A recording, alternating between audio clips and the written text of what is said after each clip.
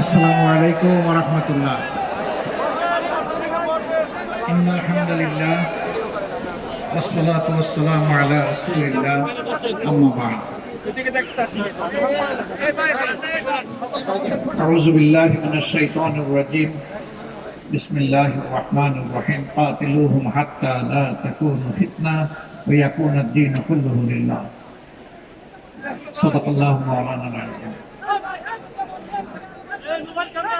আসন্ন নির্বাচনকে সামনে রেখে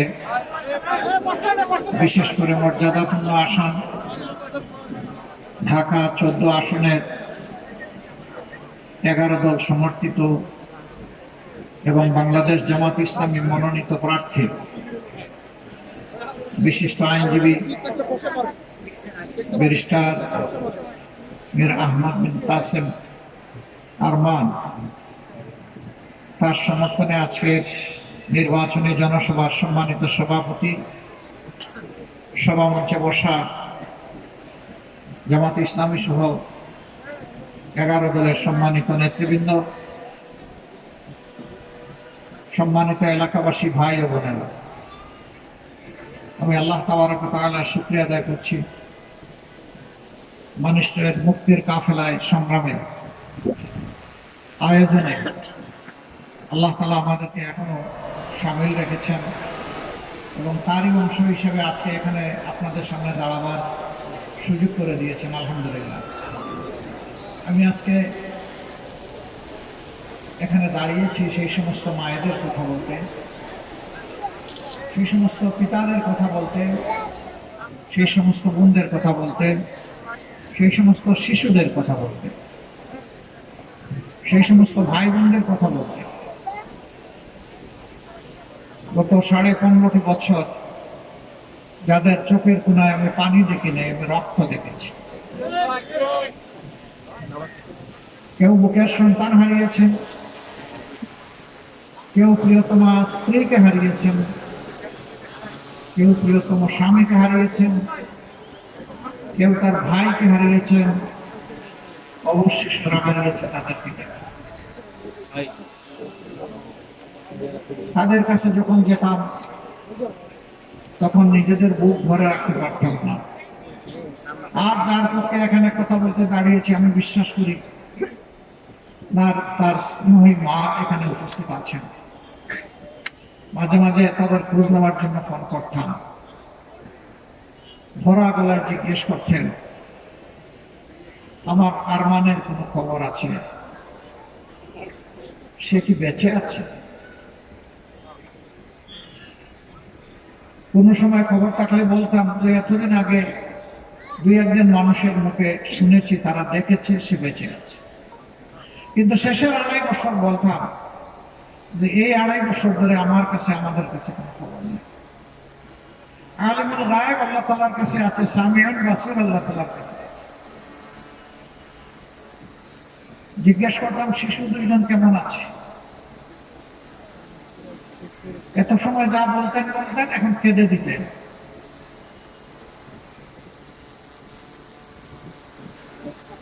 বলতেন ওদের নিয়ে আমার সমস্যা। যখন আমার ফোনে কোনো কল আসে, রিং যখন বেজে উঠে, আমার নাতনি উঠে দৌড়াই এসে বলে দাদু এটা কি আব্বার ফোন? যদি আব্বুর ফোন হয় আমাদেরকে একটু কথা বলতে দাও।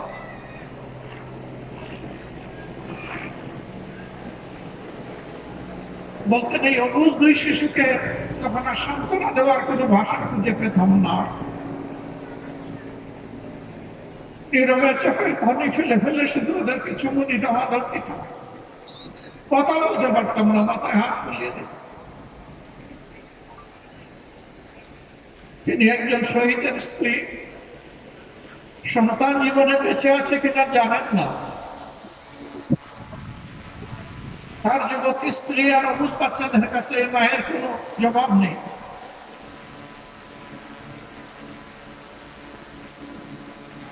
আল্লাহ তাআলা আরমানকে বাঁচিয়ে রেখেছে। আর আপনি আল্লাহ তার মায়ের বুকে, স্ত্রীর বুকে, সন্তানদের বুকে, প্রিয়জনের বুকে, আপনজনের বুকে, আমাদের বুকে তাকে ফিরিয়ে দিয়েছে। আলহামদুলিল্লাহ।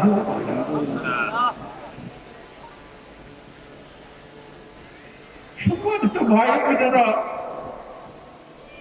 কি অপরাধ ছিল আরমানের, কি অপরাধ ছিল তার পিতার এবং পিতার বন্ধুদের? এই জবাব আমি দিব না, আমার আল্লাহ জবাব দিয়েছে। ওমা নাকামু মিনহুম ইল্লা ইউমিনু বিল্লাহিল আজিজিল হামিদ। এছাড়া তাদের আর কোনো অপরাধ ছিল না। তারা বলেছিল আমি আল্লাহর পরিবার এনেছি, মহাপরাক্রমশালী, প্রতাপশালী, মর্যাদাবান আল্লাহ ছাড়া কাউকে মানি না। যেহেতু তিনি মহাপরাক্রমশালী, তাই শুধু তারই প্রশংসা করি। এই কথা বলাই তাদের অপরাধ। এই জন্য আমাদের মুখ থেকে 11 জন শীর্ষ দায়িত্বশীল নেতাকে ছিনিয়ে নেওয়া হয়েছে, ফাঁসির কাস্টে তাদেরকে ফেলে দেওয়া হয়েছে। তারা কাঁদেননি, তারা জান্নাতে হাসি ফুটে নিয়ে ফাঁসির তক্তার উপর দাঁড়িয়েছিলেন।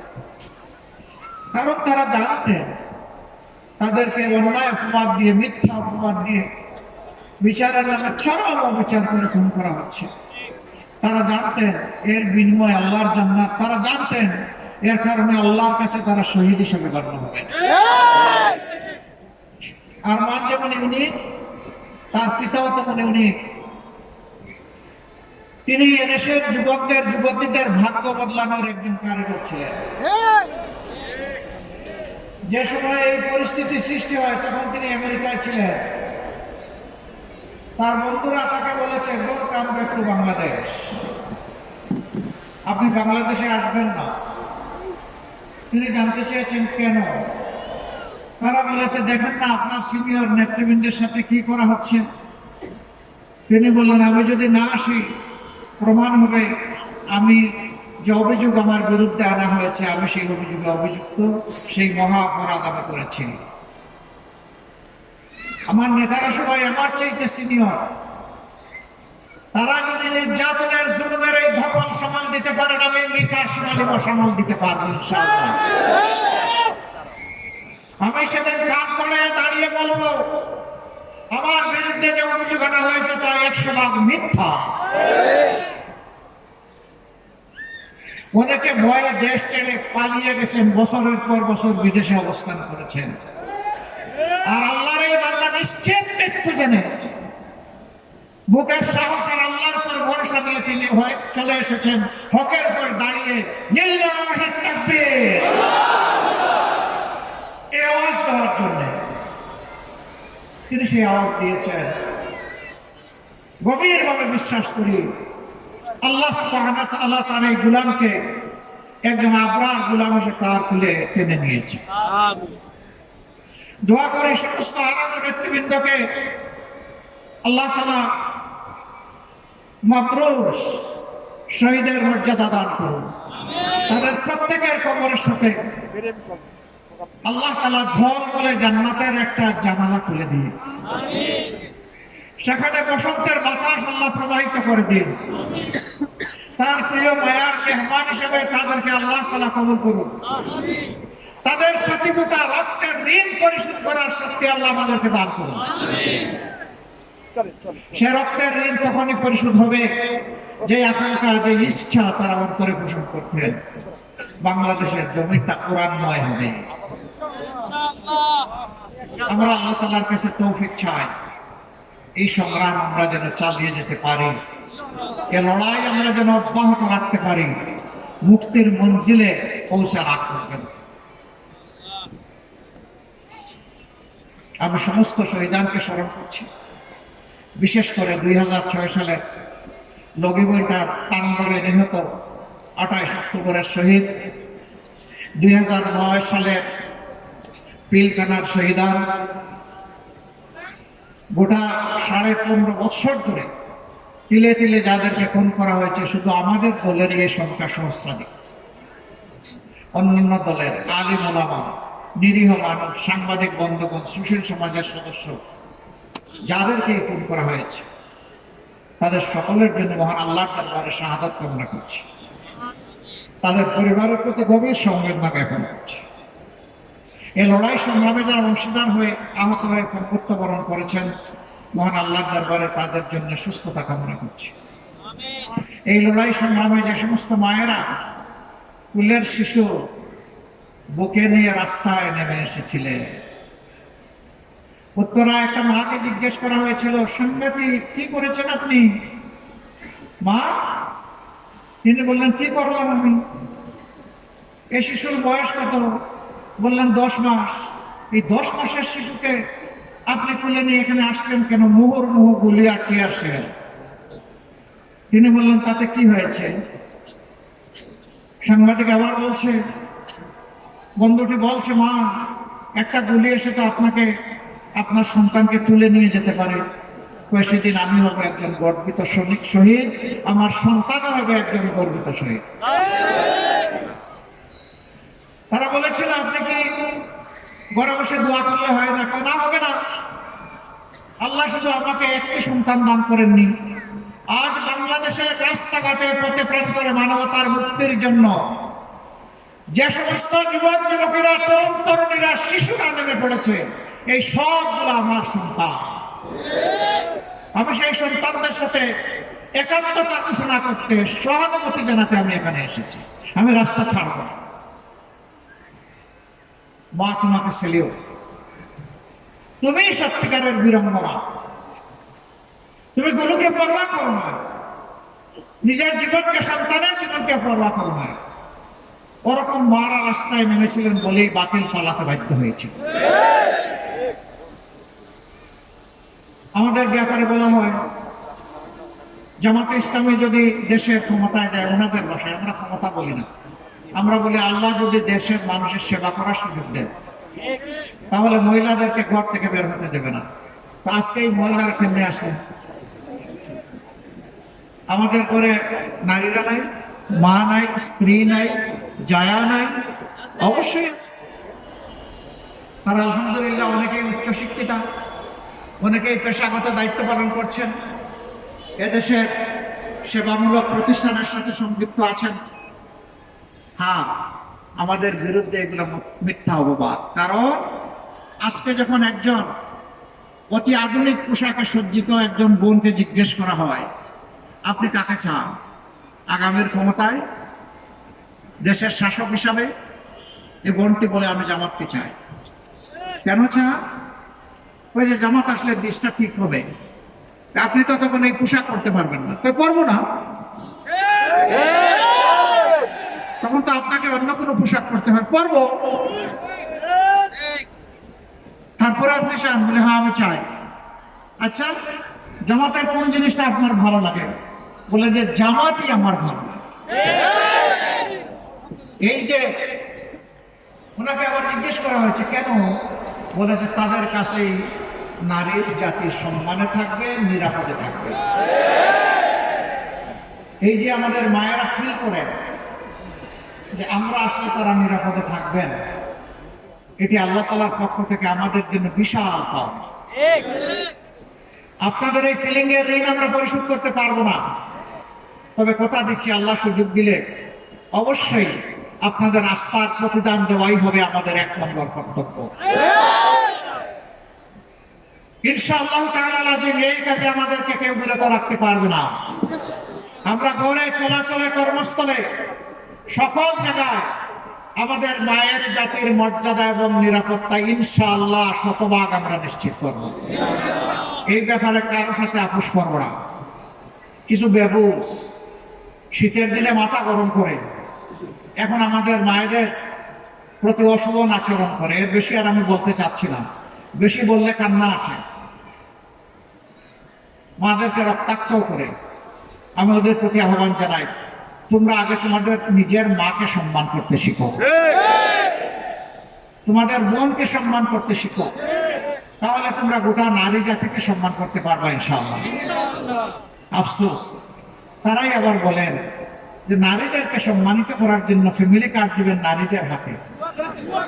আপনি এক হাতে ফ্যামিলি কার্ড আরেক হাতে আমার মায়ের গায়ে হাত, এই দুইটা আমরা দেখতে চাই না। মারা মিছিল করে আপনাদের কারো কাছে ফ্যামিলি কার্ড চায় না। এই মারা ইজ্জতের সাথে বাঁচতে চায়। আগে আমার মায়ের ইজ্জতের কথা বলুন, রাখেন আপনার ফ্যামিলি কার্ড। আমার মায়ের ইজ্জতের বিনিময়ে কখনোই ফ্যামিলি কার্ড হতে পারে না।